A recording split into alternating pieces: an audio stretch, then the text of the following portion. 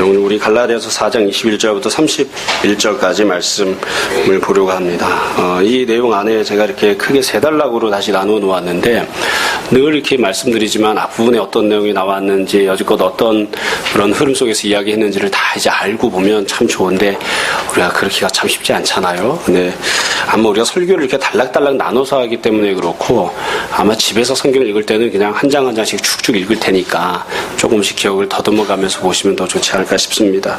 오늘 21절부터 이 세 개의 소단락을 조금씩 다시 본문을 읽고 다시 이제 설명을 하고, 읽고 설명을 하고, 오늘 그렇게 말씀을 보려고 합니다. 제일 처음에 21절부터 23절까지 내용입니다. 여러분 21절부터 23절 우리 다시 한 번 더 같이 읽도록 하겠습니다. 내게 말하라. 율법 아래 있고자 하는 자들아, 율법을 듣지 못하였느냐? 기록된 바 아브라함에게 두 아들이 있으니 하나는 여종에게서, 하나는 자유 있는 여자에게서 낳았다 하였으며, 여종에게서는 육체를 따라 낳고 자유 있는 여자에게서는 약속으로 말미암았느니라. 아멘. 그래서 이 사도 바울이 지금 이야기하는 대상이 누구냐면 율법 아래 있고자 하는 사람들 때문에 지금 이 이야기를 하고 있습니다. 이건 갈라디아서 전체가 다 똑같습니다. 갈라디아서 전체를 보시면 율법 아래 있고자 하는 사람들, 이 사람들이 이제 갈라디아 성도들일 수도 있고요, 잘못된 가르침에 빠진 갈라디아 성도들일 수도 있고, 아니면 그들을 유혹하고 미혹하는, 그들을 넘어뜨리게 만드는 유대주의자들일 수도 있고요. 여하튼 누구든지 간에 또 이 율법 아래 있고자 한다 하는 것이 율법을 지켜야 구원을 받는다 이런 뜻일 수도 있고, 아니면 구원은 예수님 믿는 것으로 받지만 일상의 생활에서는 율법을 기준으로 삼아야 된다 이런 뜻일 수도 있고, 여하튼 내용이 무엇이든지 간에, 그러니까 누구든지 아니면 내용이 무엇이든지 간에 율법 아래 있고자 하는 사람들 때문에 사도 바울이 이야기를 하는 거예요. 그러면서 율법과 관련되는 설명을 쭉 합니다. 그러면서 여기서 이제 주로 이야기하려고 하는 내용이 무엇이냐면, 전체적인 주제가 다 똑같죠. 우리는 율법을 지킴으로 구원을 받거나 혹은 율법을 지킴으로 삶의 원칙을 삼는 것이 아니라 믿음 안에서 구원을 받고 믿음 안에서 하나님이 약속하신 유업을 받는다는 거예요. 그래서 옛 언약과 율법을 지키는 자로 살아가는 것이 아니라 새 언약과 믿음 가운데 살아가는 것이 우리들의 삶의 모습이다 이렇게 설명을 합니다. 그러면서 그 내용을 설명하기 위해서 구약 성경에 나와 있었던 아브라함의 두 아들과 관련된 이야기를 하죠. 그래서 우리가 잘 아는 대로 22절에 나오는 대로 아브라함에게 아들이 둘이 있었습니다. 첫째 아들은 이스마엘, 둘째 아들은 이삭, 이 두 사람의 아들이 있었는데, 이 이스마엘과 이삭이 둘 다 혈통상 아브라함의 자식임에도 불구하고 실제로 구약성경을 보면 이스마엘은 아브라함의 자손으로 취급을 하지 않고 이삭만 아브라함의 자식으로 그렇게 취급을 합니다.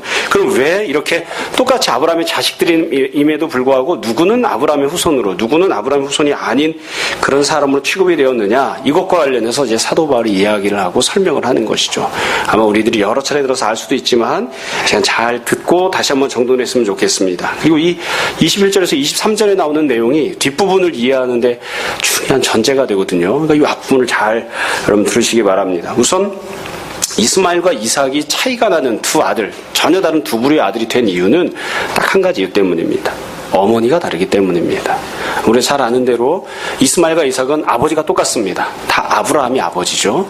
뿐만 아니라 성장했던 성장 환경도 똑같습니다. 둘 다 아브라함 집에서 성장을 했습니다. 이삭이 누렸던 모든 것들을 이스마엘이 먼저 다 누렸어요. 그러니까 둘 다 풍요롭게 잘 성장을 한 거예요. 다 주인집 아들로 성장을 한 거예요. 뿐만 아니라 이 두 사람의 차이를 둔 것은 개별적인 차이 때문에 생긴 것이 아닙니다. 그러니까 가령 이삭은 공부를 많이 했는데 이스마엘은 공부를 못했다. 아니에요. 이삭은 건강하고 성실한데 이스마엘은 병약하고 성실하지 못하고 게으르다. 그래서 이 두 부류가 나뉘었다. 그것도 아니에요. 이 두 사람이 개별적으로 실존적으로 어떤 차이가 있느냐가 중요한 게 아니라 두 사람을 낳았던 어머니가 누구냐, 요것 때문에 이제 두 사람의 신분 차이가 생긴 겁니다. 그러면 어머니는 도대체 어떠한 점에 있어서 차이가 생겼느냐? 하갈과 사라고 하는 두 사람의 어머니 때문에 이스마엘과 이삭이 신분 차이가 생겼는데, 하갈과 사라가 어떤 점에서 차이가 있는지를 이 사도 바울이 설명합니다. 22절에 보시면 하나는 여종에게서, 그러니까 하갈은 여종이고요, 또 하나는 자유 있는 여자에게서, 그러니까 사라는 자유인입니다. 자유 있는 여자입니다. 이 두 차이로 인해서 이제 이스마엘과 이삭의 이제 신분 차이가 생겼다. 사도 바울이 이렇게 설명을 한 거예요. 그러니까 쉽게 이야기해서 사회적 신분이 다른 거죠. 엄마가 엄마가 하갈은 노예이고 애굽 여자이고 그 다음에 사라는 자유하는 여자이고 그 다음에 본토 사람이란 말이에요. 그래서 이것 때문에 엄마의 차이 때문에 이 이스마엘과 이삭이 전혀 다른 두 부류의 아들이 되었다. 이제 사도 바울이 그렇게 설명합니다. 그러면 만약에 이 하갈이 사회적 신분이 만약에 이 종이 아니라 자유민이었으면 어떻게 되었을까? 그러니까 실제로 사도 바울이 초점을 두고 있는 부분이 사회적 신분 차이에 정말로 사도 바울이 초점을 두고 있는 것이냐? 만약에 하갈이 애굽 여자도 아니고 종도 아니라 자유민인 그런 여자였다면 하갈을 통해서 낳은 이스마엘이 그러면 아브라함의 후손이 될 수 있느냐? 그건 그렇지가 않습니다. 우리가 이 사실을 이제 성경에 나오는 다른 부분들을 통해서도 알 수가 있죠. 가장 대표적인 경우가 이제 야곱의 경우인데 우리가 아는 대로 야곱은 부인이 넷이 있었습니다. 결코 옳지 않습니다. 아주 나쁜 놈이죠. 부인이 넷이나 있었다. 그러니까 가장 지극히 멍청하고 어리석고 나쁜 놈입니다. 하나님 뜻은 그걸 원하시지 않으세요. 원래 한 명의 부인을 얻어서 하나님이 원하셨던 약속의 자녀를 낳아야 되는데 그게 아니라 부인을 넷이나 얻었는데 이 야곱이 얻었던 4명의 부인들 중에 2명은 종이었습니다. 그러니까 레아와 라헬은 자유민이었지만 레아의 몸종, 그 다음에 라헬의 몸종을 이제 야곱이 부인으로 취했단 말이에요. 그리고 그 몸종인 이 두 여자로부터 5째, 6째, 7째, 8번째 아들을 낳았습니다.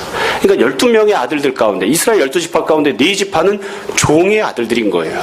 그러면 아브라함의 경우처럼 만약에 하갈이 종이기 때문에 이스마엘이 문제가 생긴 것이다. 사회적 신분이 정말로 중요한 것이다. 그랬다고 한다면 야곱의 아들들 중에 4명은 12지파에 들어가면 안 됩니다. 엄마가 종이니까, 노예니까. 근데 그렇지가 않았죠. 어머니가 분명히 노예임에도 불구하고 종임에도 불구하고 5째, 6째, 7째, 8번째 아들이 다 이스라엘 12지파에 들어갔단 말이에요. 그러니까 사회적 신분이 본질적으로 중요한 게 아니에요. 뿐만 아니라 그 뒤에 보시면 요셉의 경우에도 애굽에서 결혼을 했습니다. 요셉은 애굽 여자랑 결혼을 했는데 이것도 결혼을 할 때 자기가 원해서 결혼한 게 아니라 애굽 왕 바로가 부인을 결정을 해줬죠. 소개를 해줘서 결혼을 하게끔 했단 말이에요. 그래서 온 지역에 있었던 제사장의 딸, 그러니까 우상을 숭배하던 제사장의 딸과 이 요셉이 결혼을 했습니다. 그럼 이 요셉의 부인은 애굽 여자인 거죠. 그래서 거기에서 우리가 아는 대로 므낫세와 에브라임 2 아들을 낳았단 말이에요. 그럼 므낫세, 에브라임의 몸에는 애굽 여자의 피가 흐릅니다. 그러나 그럼에도 불구하고 므낫세와 에브라임이 이스라엘 12지파에 다 들어갑니다. 그러니까 어머니의 혈통이 애굽 여자냐 그렇지 않느냐 이것도 별 중요한 게 아니에요. 하갈이 애굽 여자였기 때문에 안 되었느냐? 그거는 아니었단 말이에요. 그러니까 혈통과 인종과 사회적 신분이 과연 이스마엘과 이삭을 차이나게 했느냐? 뒤에 보면 그런 것은 아닌 것을 알 수 있어요. 근데도 불구하고 사도 바울이 그렇게 이야기했다고요. 그러면 사도 바울이 정말로 사회적 신분에 초점을 맞춘 게 아니라면 무엇에 초점을 맞춘 것이냐? 그 뒤에 이 신분의 차이를 다시 설명을 했습니다. 그 신분의 차이가 무엇이냐면 여러분 23절을 보세요. 23절을 보시면 여종에게서는 육체를 따라 낳고, 그러니까 이건 순리대로 낳았다 이거예요. 남자랑 여자랑 성관계를 가져서 자연스럽게 아이를 낳았다 이런 뜻이에요. 그 다음에 자유 있는 여자에게서는 약속으로 말미암았느니라. 약속으로 말미암았느니라. 그러니까 이 이스마엘과 이삭의 본질적인 차이는 뭐냐면 신분상의 차이인데, 어머니가 갖고 있는 신분상의 차이인데 그 어머니가 갖고 있는 신분의 차이는 어디서 비롯된 것이냐면 하나님의 약속이 있느냐 없느냐에서 판가름이 났다. 지금 사도 바울이 그렇게 이야기를 합니다. 그래서 매우 간단한 거예요. 여러분 이삭을 생각해 보십시오. 이삭은 하나님께서 약속하셨던 아들입니다. 아브라함이 갈대우르에 살고 있을 때 하나님이 그를 부르셨죠. 그래서 자기 친척 본토집을 떠날 때 그때부터 하나님이 아들을 약속해 주셨어요. 그 약속돼 있던 아들이 바로 이삭입니다. 근데 아브라함이 살아가는 동안에 하나님이 아들을 주지 않아서 아브라함이 어떻게 했냐면 다메섹 사람 엘리에셀이라고 하는 아이를 입양을 해서 자기 상속자로 삼았습니다. 아이가 없으니까. 하나님 약속해 주셨는데도 아이가 없으니까 아브라함이 불순종한 거죠. 뿐만 아니라 아브라함이 기다리다 못해서 어떻게 했냐면 이스마엘을 낳았죠. 그랬음에도 불구하고 하나님이 엘레셀이 있을 때에도 이스마엘이 있을 때에도 하나님께서 그들이 아니라 내가 너에게 약속한 아들은 따로 있다 하고서는 이삭이 약속된 아들이라고 말씀해 주셨어요. 뿐만 아니라 아브라함과 이 사라가 나이가 많아서 아이를 낳을 수 없는 그런 상황이 되었을 때에도 하나님께서 내가 너에게 아들을 낳게 해주겠다고 약속을 하셨다고요. 그래서 이 이삭이라고 하는 아들은 아브라함이 신앙생활을 처음 출발할 때부터 아브라함이 불순종을 했을 때에도 그리고 아브라함이 현실적으로 아들을 낳을 수 없는 상황에 처해 있을 때에도 하나님께서 아들을 주겠다고 약속하셨던 그런 약속의 아들이에요. 그러니까 이삭은 약속을 갖고 있는 아들, 하나님께서 약속하셨던 아들이에요. 반면에 이스마엘은 어떻습니까?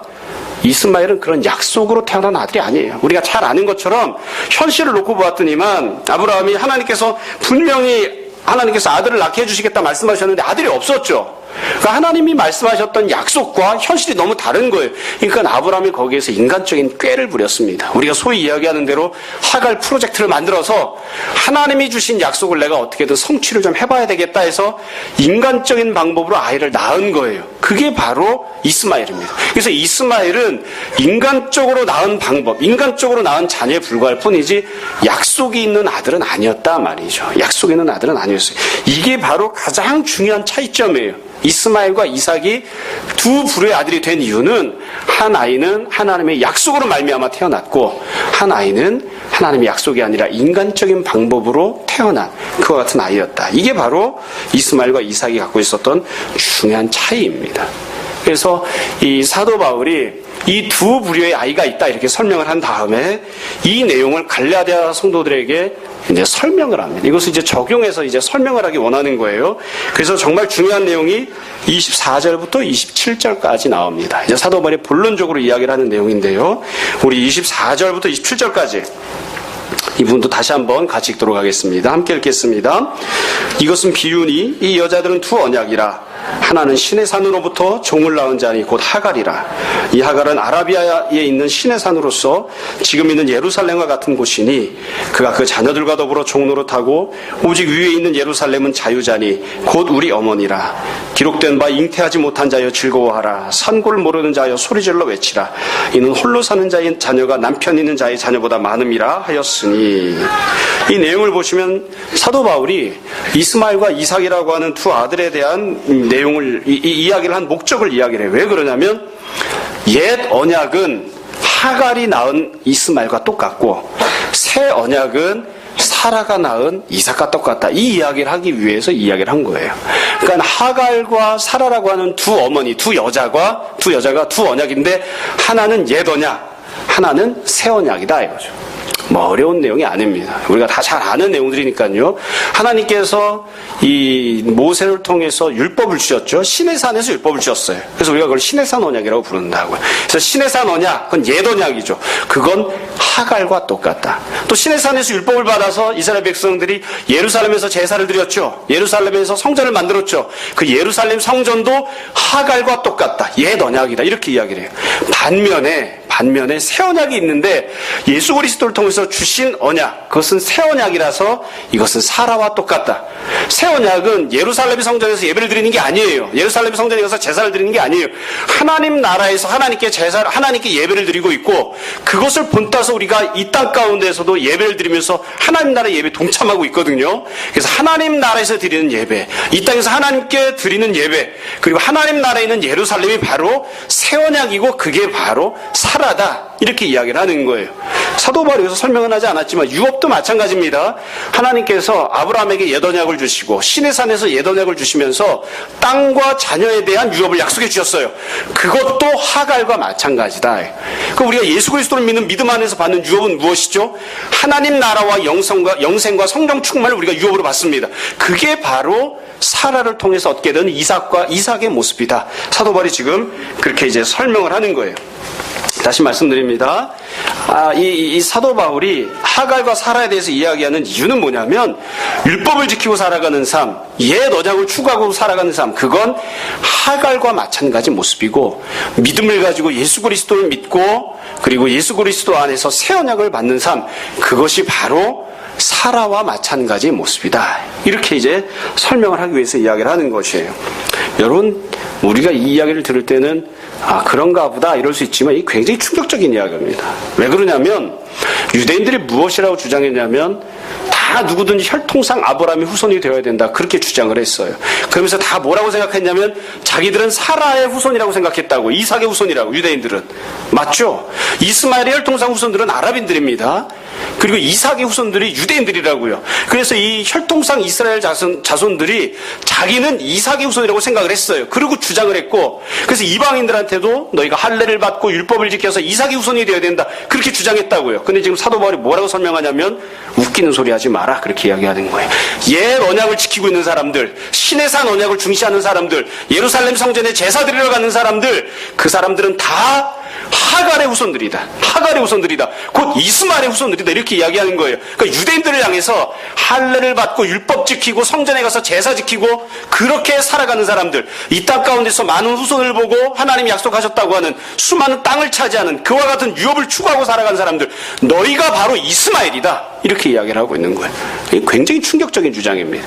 유대인들이 받아들일 수 없는 주장을 하는 거예요. 그러면서 사도 바울이 동시에 거꾸로 지금 믿음 안에서 예수 그리스도를 믿고 구원받고 하나님 나라와 영생을 소유하고 있는 우리가 바로, 비록 혈통상 이방인에 불과하다 할지라도 우리가 바로 사라의 후손들, 우리가 바로 진정한 이삭의 후예들이다. 그렇게 이제 사도 바울이 이야기를 하는 거죠. 이렇게 비유를 이야기했다고요. 사실 이 본문에 나오는 이 비유에 대한 내용은 성경을 읽으면서 이렇게 본문을 해석해도 되느냐? 그래서 알레고리컬한 해석이라고 해서 여러 가지 논쟁이 많이 있습니다만 이 부분에 대해서는 제가 나중에 오후에 다시 한번 상세하게 말씀을 드리려고 하고요. 사실 우리가 쓸데없는데 자꾸 이 관심을 갖는 거예요. 알레고리컬한 해석이 가능하냐 해서. 근데 이 내용은 굉장히 단순하고 명확합니다. 사도 바울이 굉장히 논리적으로 설명을 한 거예요. 여러분, 왜 하갈이 옛 언약이고 왜 사라가 새 언약인가? 아주 분명하게 알 수 있습니다. 이 사도 바울은 이 24절에서 27절까지 이 비유를 통해서 설명을 하면서 그냥 뜬금없이 적용한 것처럼 이야기했지만 사실은 기준을 맨 앞에 딱 제시를 했어요. 처음에 21절부터 23절까지를 여러분 다시 한번 생각해 보십시오. 어머니가 다르기 때문에 아들이 다르다고 이야기를 했죠. 어머니가 다르기 때문에 아들이 다르다고 이야기를 했습니다. 그러면서 어머니가 다른 것에 대해서 두 가지 이야기를 했어요. 첫 번째는 신분이 다르다 이거예요. 하갈은 여종이고 사라는 어떻다고요? 자유가 있는 여자다. 그래서 자녀들이 다른 것이다. 이렇게 이야기를 했어요. 이걸 그대로 옛 언약과 새 언약에도 적용해 보시면 됩니다. 그렇게 적용을 해서 이 이야기가 나온 거예요. 여러분, 하나님께서 이스라엘 백성들에게 옛 언약을 주실 때 분명히 하나님이 주셨습니다. 옛 언약도, 율법도 하나님이 주셨습니다. 아버지는 똑같아요. 근데 옛 언약을 주실 때 누구를 통해서 주셨죠? 시내산에서 모세를 통해서 주셨습니다. 모세는 누군가요? 하나님의 종입니다. 모세는 신분이 종이에요. 그러니까 하나님께서 시내산 언약을 주실 때, 율법을 주실 때 자유하는 자를 통해서 주신 게 아니라 하나님께 속해 있었던 종의 신분을 갖고 있던 자, 모세를 통해서 옛 언약을 주신 거예요. 그렇기 때문에 율법은, 시내산은, 그리고 예루살렘은 하갈에게 속해 있는 것입니다. 이해가 되십니까? 안 어렵죠? 반면에 새 언약은 누구를 통해서 주셨나요? 새 언약은 예수 그리스도를 통해서 주셨습니다. 조금 더 정확하게 이야기하면 예수 그리스도를 통해서 혹은 성령님을 통해서 주셨어요. 근데 예수 그리스도는 신분이 어떠하냐? 자유자예요. 자유하시는 분이에요. 그렇기 때문에 새 언약, 예수 그리스도를 통해서 주시는 새 언약은 자유하는 여자인 사라에게 속한 것입니다. 사도 바울이 정확하게 있는 그대로 표현을 하고 있는 거예요. 자기가 처음 했던 얘기를 그대로 이야기한다고요. 다시 말씀을 드릴게요. 하갈과 사라에 대해서 이야기하면서 바울이 뭐라고 이야기했냐면 하갈은 종이고 사라는 자유자다. 아버지는 누구예요? 아브라함 똑같아요. 아브라함 아버지가 똑같은 아브라함 아버지를 두고 있지만 어머니가 누구냐에 따라서 종인 어머니를 두고 있으면 이스마엘이 되는 것이고 그 다음엔 자유자인 사라를 어머니를 두고 있으면 이삭이 되는 것이다. 그렇게 이야기했다고요. 지금 똑같이 그걸 적용하고 있는 거예요. 옛 언약과 새 언약에 똑같이 적용합니다. 하나님께서 옛 언약도 주셨고 새 언약도 주셨어요. 하나님께서 아버지세요. 근데 하나님께서 이 옛 언약을 주실 때에 종인 모세를 통해서 옛 언약과 시내산 언약과 예루살렘 성전을 주셨어요. 그러니까 옛 언약은 하갈에게 속한 것이다. 하갈에게 속한 것이다. 반면 새 언약을 주실 때 하나님께서 새 언약을 주셨는데 하나님께서 새 언약은 누구를 통해 주셨냐면 자유자이신 예수 그리스도를 통해서 성령님을 통해서 새 언약을 주셨다고요. 그러니까 새 언약은 누구에게 속한다? 사라에게 속한다. 그래서 혈통상 아브라함의 후손이라고 주장하는 유대인들은 너희는 다 하갈에게 속한 이스마엘과 같은 존재들이고 우리는 비록 혈통상 이방인에 불과하지만 그러나 우리가 자유자인 예수 그리스도를 통하여 새 언약을 받았으므로 우리가 바로 사라의 후손인 이삭의 후예에 해당하는 사람들이다. 사도 바울이 지금 그렇게 이야기한 거예요. 앞부분에서 사도 바울이 적용했던 기준을 다시 한 번 더 이야기를 해봅시다. 사도 바울이 앞에서 제가 설명드리면서 사회적 신분에 대해서 이야기를 했지만 그것보다 더 중요한 기준이 있다고 했죠. 그 더 중요한 기준이 무엇입니까? 하나님의 약속입니다. 하나님의 약속. 하나님께서 이삭은 태어나가겠노라고 하나님이 계속해서 약속을 해주셨어요. 그래서 이삭은 약속의 아들이었고 이스마엘은 약속을 갖고 있지 못한 아들이었습니다. 그럼 그 내용도 똑같이 여기에 적용할 수 있는 거예요. 옛 언약과 새 언약을 구별해서 이야기할 때 사도 바울이 그 기준을 적용한 거예요. 이번에는 예수 그리스도에 대해서 먼저 이야기를 해봅시다.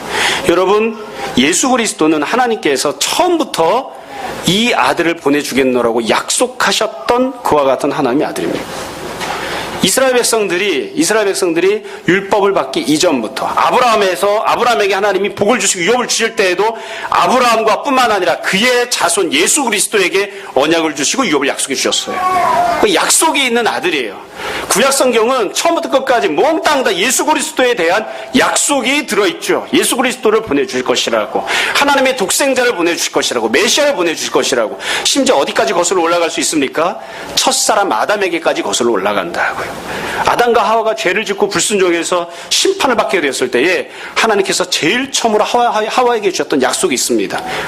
네가 아들을 낳을 것이다. 그렇게 하나님께서 하와에게 약속을 해주시죠. 여자의 후손에게 약속을 해주신다고. 그래서 이 예수 그리스도에 대한 약속은 어떻게 되어 있냐면, 마치 아브라함이 자기 친척집을 떠나서, 본토를 떠나서 신앙생활 처음 출발할 때부터 아들에 대한 약속을 가졌던 것처럼 예수 그리스도에 대한 약속도 인류 역사가 처음 출발할 때부터 있습니다. 마치 아브라함이 엘레세를 상속자로 드리고 이스마엘을 그렇게 낳고 불순종할 때도 하나님이 이삭이라고 하는 아들에 대한 약속을 주셨던 것처럼 이스라엘 백성들이 계속해서 불순종하고 죄를 짓고 인류가 하나님 앞에 대적하는 그와 같은 우상 숭배를 할 때에도 하나님께서 예수 그리스도에 대한 약속을 주셨습니다. 그리고 아브라함과 사라가 나이가 많아서 아들을 낳을 수 없는 것처럼 보일 때에도 하나님께서 이삭이라고 하는 아들을 약속하셨던 것처럼 이스라엘 백성들이 다 심판을 받아서 패망하고 로마의 식민지로 전락해서 더 이상 소망이 없는 것처럼 보일 때에도 하나님께서 독생자 예수 그리스도에 대한 약속을 주셨어요. 그래서 예수 그리스도는 하나님께서 주셨던 약속을 통해서 낳은 아들이에요. 약속을 통해서 낳은 아들. 그러면 율법은 어떠합니까? 옛 언약인 율법은 어떠합니까? 잘 한번 여러분 생각해 보십시오. 이제 잘 구별해서 드셔야 됩니다. 율법은 분명히 하나님께서 주신 것이 맞습니다. 그러나 하나님께서는 아브라함에게 혹은 모세 이전의 그 누구에게도 율법을 주겠노라고 약속하신 적이 단 한 번도 없습니다. 다시 말씀드립니다. 하나님께서 율법을 주신 것이 맞습니까? 틀립니까? 맞습니다. 율법은 하나님이 주신 게 맞아요. 그러나 하나님께서는 아브라함에게 내가 너에게 율법을 주겠다 말씀하신 적이 없어요. 내가 네 후손들에게 율법을 주겠다 약속하신 적이 없어요. 그건 그냥 주신 것입니다. 약속에 의해서 주어진 게 아니에요. 약속에 의해서 주어진 게 아니에요. 이삭은 약속을 갖고 있는 아들이었지만 이스마엘은 아브라함이 만든 거죠. 아브라함이 만든 것. 예수 그리스도는 하나님께서 약속하셨던 아들이었지만 율법은 약속 때문에 주어진 그와 같은 언약이 아니었다고요. 그렇기 때문에 예수 그리스도를 통해서 주어지는 새 언약은 약속을 통해서 주어지는 아들과 같은 것이고, 율법을 통해서 주셨던 옛 언약은 약속이 아니라 그냥 만들어진 아들입니다. 그래서 이 사도 바울이 앞부분에서 이야기하는 것처럼 율법은 첨가가 된 것입니다. 이스마엘도 첨가가 된 것이었죠. 여러분 잘 생각을 해보십시오. 하나님께서 아브라함에게 약속을 주시고 유업을 주셨어요. 근데 그게 성취가 안 되죠. 성취가 안 되니까 어떻게 합니까? 아브라함이 이스마엘이라고 하는 아들을 만들어낸 거예요. 인간적으로. 원래 하나님께서는 아브라함에게 언약을 주시고 아브라함에게 유업을 약속해 주셨는데 그게 예수 그리스도를 통해서 성취가 돼야 되거든요. 예수 그리스도를 통해서 성취가 돼야 되거든요. 근데 성취가 안 되잖아요. 그러니까 중간에 하나님이 율법을 끼워 넣으신 거죠. 율법을 첨가시키신 거예요. 그래서 아브라함과 이삭 중간에 이스마엘이 끼어 들어가 있는 것처럼 아브라함과 예수 그리스도 중간에 율법이 중간에 끼어 들어가 있다고요. 그래서 율법은 하갈에게 속한 것, 옛 언약에 속한 것, 그것은 자유자가 아닌 종이 낳은 자녀에 불과한 것입니다. 지금 사도 바울이 그렇게 설명을 하는 거예요. 그래서 받고 있는 모든 유업도 다 달라요. 당연히 다르죠. 여러분, 이스마엘과 이삭의 경우를 이 사도 바울이 이야기했으니까 그대로 기준을 적용해서 생각해 보시면 됩니다. 제가 늘 설교할 때마다 말씀드리지만 이스마엘이 복을 받았나요? 못 받았나요? 복을 받았습니다. 세상적인 복을 받았습니다. 이스마엘이 이삭보다 먼저 세상적인 복을 받았습니다. 이스마엘이 이삭보다 더 풍성한 아이들을 낳았고 더 큰 부자가 되었고 더 많은 민족을 거느리는 자가 되었어요. 먼저 세상적으로는 이스마엘도 복을 받았어요. 다만 우리가 이삭을 더 훌륭하게 치거나 더 높이 보는 이유는 세상적인 풍요 때문이 아니라 하나님께서 주신 약속을 이삭이 갖고 있기 때문입니다. 하나님이 주신 약속을 이삭이 갖고 있기 때문이에요. 여러분, 율법도 마찬가지입니다. 율법을 지키면 복을 받나요? 못 받나요? 복 받습니다. 늘 말씀드리죠. 율법을 지키면 복 받습니다. 하나님이 율법 지키는 자에게 복을 주시겠다고 약속하셨으니까. 그러나 율법을 지켜서 받는 복은 하나님께서 예수 그리스도를 통해서 약속해 주신 하나님 나라와 영생이라고 하는 영원한 복이 아니에요. 율법을 통해서 우리가 받을 수 있는 복은 무엇이죠? 율법을 통해서 받을 수 있는 복은 많은 자녀를 얻는 것, 애국 강가에서 유브라다의 강가까지 수많은 땅을 얻는 것, 현실적인 세계 속에서 잘 살게 되는 것, 여러 가지 그런 복들이죠. 그러나 그런 복을 받기는 하지만 예수 그리스도를 통해서 우리가 누릴 수 있는 유업, 예수 그리스도를 통해서 우리가 받게 되는 하나님 나라라고 하는 영생의 복을 율법을 통해서 얻는 것은 아니에요. 그것은 아니에요. 그러니까 하나님께서 이스마엘에게도 복을 주시고 이삭에게도 복을 주셨지만 그 양자가 받고 있는 복은 본질적으로 차이가 있거든요. 마찬가지로 옛 언약을 통해서 받을 수 있는 유업과 새 언약을 통해서 받을 수 있는 유업은 본질적으로 차이가 있습니다. 그리고 지금 사도 바울이 이야기를 하는 거예요. 유대인들에게 너희들이 받을 유업과 내가 받은 유업은 다르다.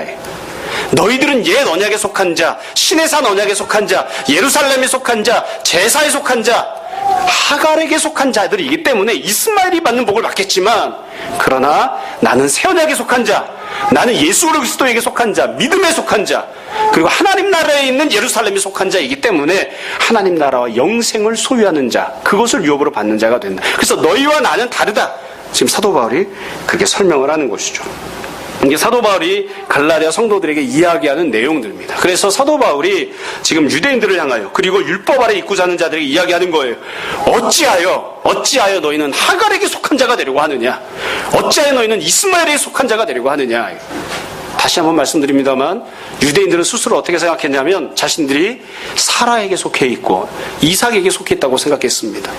근데 사도 바울이 그들에게 일침을 가는 거예요. 그건 너희 생각이고 하나님은 그렇게 말씀하시지 않는다.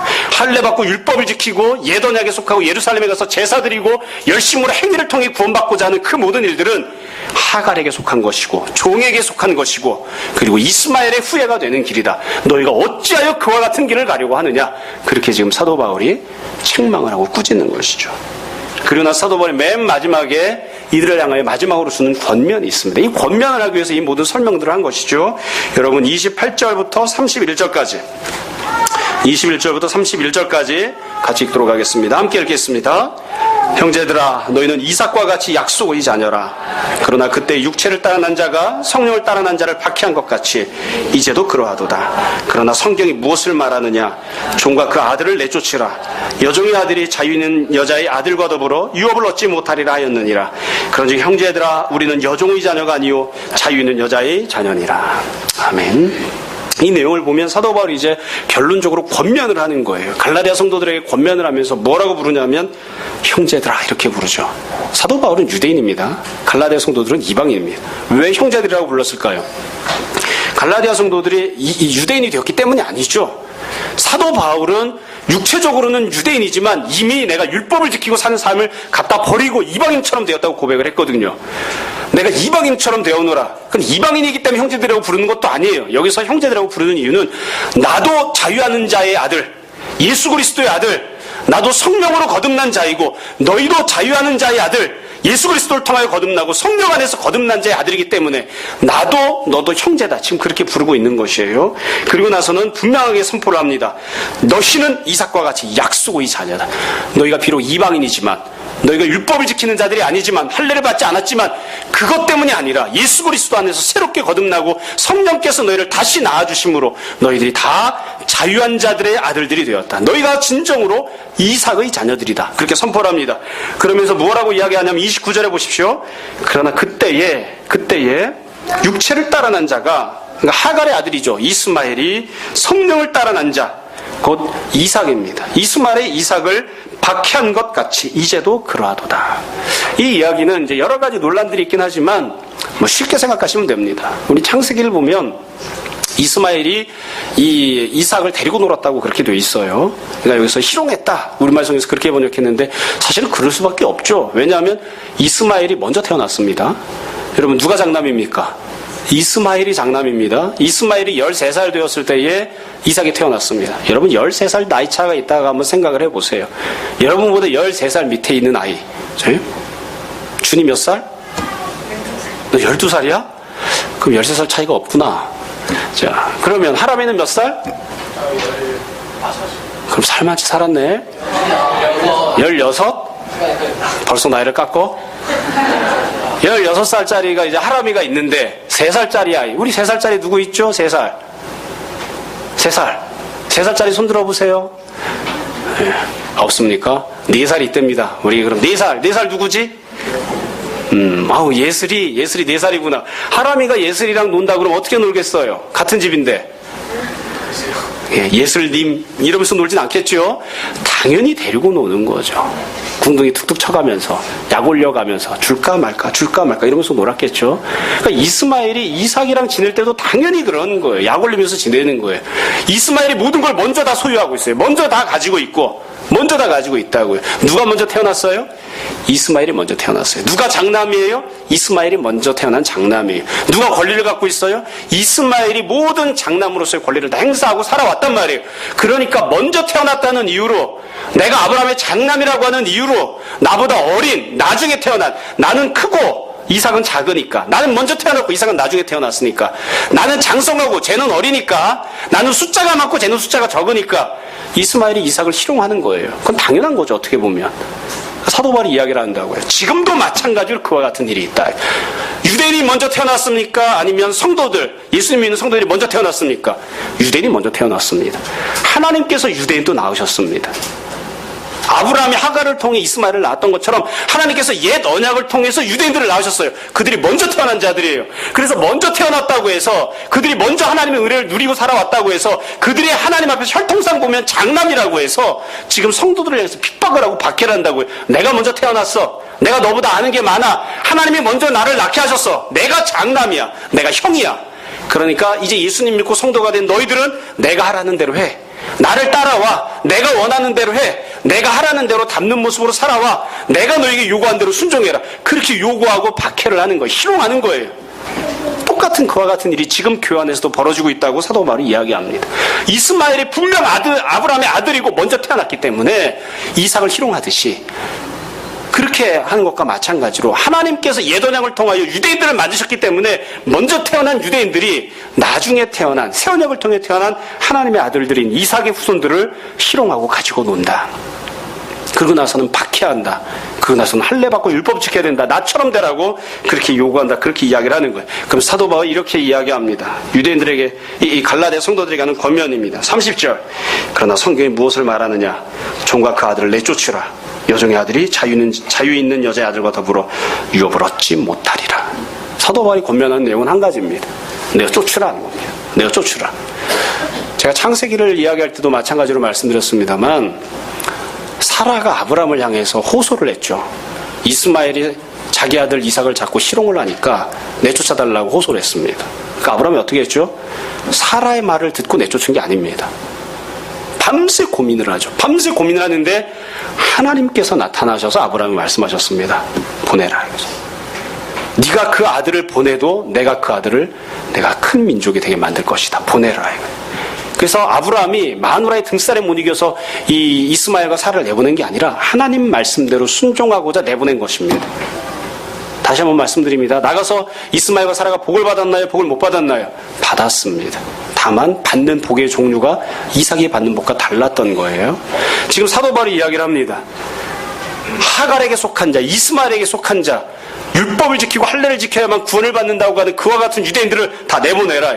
그들이 받게 될 유업과 너희가 받는 유업이 다르다. 하나님께서 정말로 베풀어 주시길 원하시는 것은 예수 그리스도를 믿는 믿음 안에서 하나님 나라와 영생을 소유하고 하나님의 아들이 되는 것인데, 그들이 그것을 거부하고 계속해서 하갈의 아들로, 이스마엘의 아들로 살기를 원하면, 그들이 율법을 통해서 얻기를 원하는 그 복만 받겠다고 주장하면 그들을 내보내라. 그들은 그 유업 받고 살라고 내보내라. 그들과 하나가 되지 마라. 그렇게 지금 권면을 하는 거예요. 그 말씀을 정리하려고 합니다. 이 내용은 매우 간단합니다. 우리는 사실 다 이방인들이기 때문에, 또 우리 주변에는 유대인들이나 율법을 지키는 자들이 없기 때문에, 그렇기 때문에 이게 어쩌면 현실성이 없어 보일지도 몰라요. 그러나 이 사도 바울이 이야기하고 있는 내용은 매우 간단합니다. 네가 누구인지를 잘 기억해라. 너는 어느 라인에 서 있는 사람인지를 잘 생각해라. 그리고 예수 그리스도를 믿는 믿음, 새 언약을 받고 하나님의 나라와 영생을 소유하는 그와 같은 유업을 누리는 삶, 믿음으로 살아가는 것, 믿음으로 구원받는 것, 그 이외에 앞서 주어졌던 모든 하나님으로부터 주어진 모든 것들을 할지라도 그 모든 것들을 다 내어 쫓으라. 다 내어 쫓으라.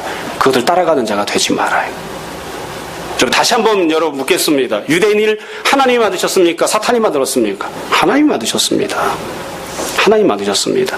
신의 산 언약을 누가 주셨습니까? 하나님이 주셨습니다. 그럼에도 불구하고 신의 산 언약, 예루살렘 성전, 제사 드리는 것, 유대인 그들이 받아야 할 유업과 너희들이 믿음 안에서 예수 그리스도 안에서 받게 될 유업은 다르다. 그들을 내보내라 이랬단 말이에요. 하나님이 주신 게 분명함에도 불구하고 율법까지도 다 내보내라고 하셨어요. 이게 하나님 말씀이에요.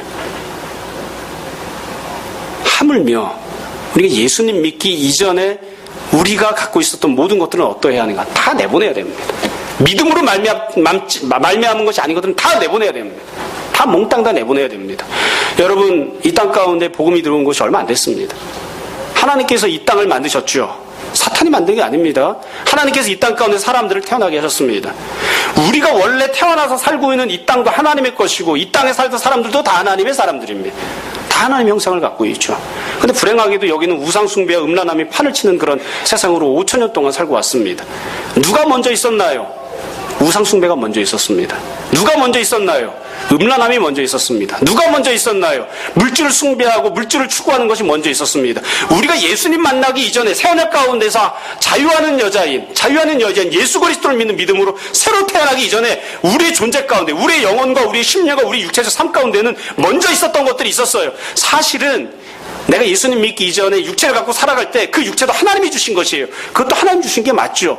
그러나 믿음으로 살아가기 이전에 갖고 있었던 모든 것들을 다 내쫓으라 해. 다 내쫓으라. 그것을 통해서는 하나님이 새 언약을 통해 주시는 유업을 함께 공유하고 받을 수 없다. 다 내쫓으라. 믿음이 아닌 것들은 다 멀리하라 해. 다시 한 번 더 말씀드립니다. 유대인으로 태어나 예수님 믿는 사람들에게 사도 바울이 권면하고 명령합니다.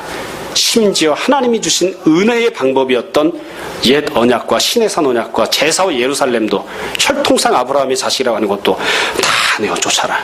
다 내어 쫓아라. 그렇게 이야기를 했습니다. 여러분, 우리 심령을 한번 잘 생각해 봅시다.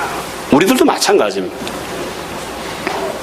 우리는 다 내어 쫓는 사람들이 되어야 됩니다.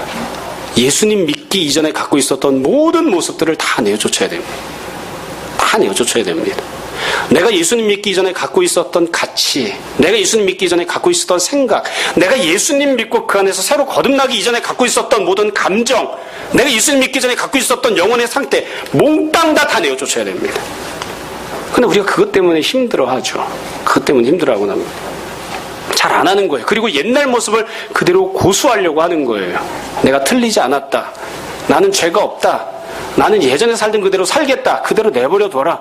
그러면서 고집을 부리고 있는 거죠. 사실은 예수님께서 그 모든 것들을 다 내어쫓으라고 말씀하고 있음에도 불구하고 우리가 계속해서 하갈의 아들로 종된 자의 아들로 계속 살려고 하는 그와 같은 모습이 있지 않는가 잘 생각해 보았으면 좋겠습니다.